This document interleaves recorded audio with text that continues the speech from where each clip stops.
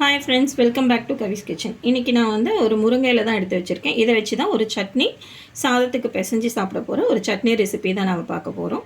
வாங்க எப்படி பண்ணலாங்கிறத பார்த்தலாம். இப்போது கடாயில் கொஞ்சமாக எண்ணெய் விட்டுட்டு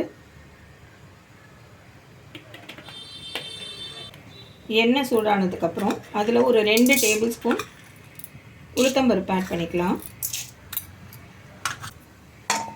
கொஞ்சம் அது கோல்டன் ப்ரௌன் ஆகட்டும். உளுத்தம்பருப்பு கொஞ்சம் கலர் மாதிரி இருக்குது. இந்த ஸ்டேஜில் வந்து சின்ன வெங்காயம் நான் ஒரு 6-7 பல் வச்சுருக்கேன், அதுவும் இது கூட சேர்த்துடலாம்.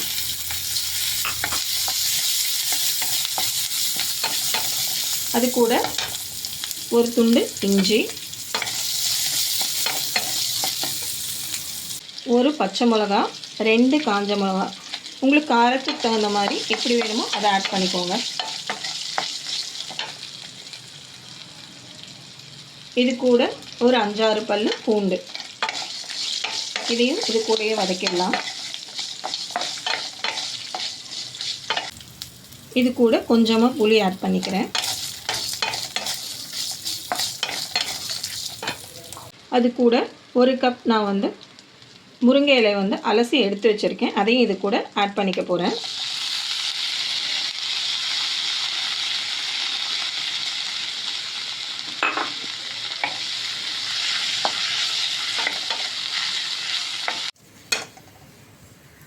அது கூட கொஞ்சமாக கொத்தமல்லி எடுத்து வச்சுருக்கேன், வாஷ் பண்ணி, அதையும் ஆட் பண்ணிக்கலாம்.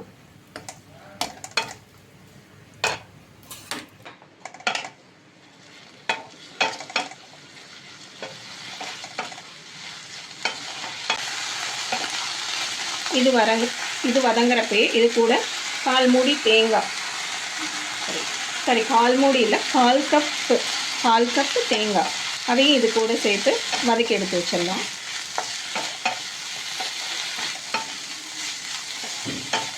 எல்லாம் ஒன்று சேர்ந்து வந்ததுக்கப்புறம் பாருங்க, எல்லாமே ஒன்று சேர்ந்து வந்தாச்சு. இப்போது இந்த ஸ்டேஜில் நம்ம ஸ்விட்ச் ஆஃப் பண்ணிவிட்டு இதுக்கு தேவையான உப்பு சேர்த்துடலாம். இதுக்கு தேவையான அளவு உப்பு. இது நல்லா ஆறுனதுக்கப்புறம் மிக்சியில் நம்ம அரைச்சி எடுத்துக்கலாம். மிக்சியில் நான் இப்போ அரைச்சி எடுத்தாச்சு. இது இந்த மாதிரி கன்சிஸ்டன்சியில் நீங்கள் திக்காக எடுத்துக்கணும். இந்த மாதிரி இருக்கணும். இந்த கன்சிஸ்டன்சியில் இருந்தால் கரெக்டாக இருக்கும். கொஞ்சமாக தண்ணி விட்டு கெட்டியாக அரைச்சிக்கணும். நம்ம இது இப்போ சூடான சாதத்து கூட கொஞ்சம் நல்லெண்ணெய் விட்டுட்டு நம்ம இது பிசைஞ்சு சாப்பிட வேண்டியது தான். ஒரு ஹெல்த்தியான முருங்கைக்கீரை சட்னி நமக்கு ரெடி ஆகிடுச்சு. இது இப்போ உங்கள் லஞ்ச் பாக்ஸ்க்கு எடுத்துகிட்டு போகலாம், ஸ்கூலுக்கு பசங்களுக்கு அனுப்பி விடலாம்.